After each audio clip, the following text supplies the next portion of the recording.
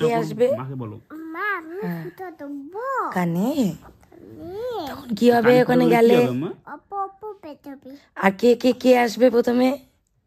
আটি আন্টি বা আঙ্কেল আটি হ্যাঁ আসবে।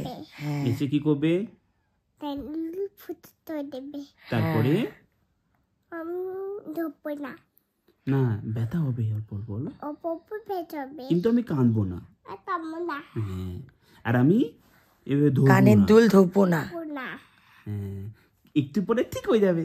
একটু পরে ঠিক হয়ে যাবে তাহলে আমরা কানের দুল ফুটা করতে যাচ্ছি। যাচ্ছি না তুমি ভয় পাবা না তো?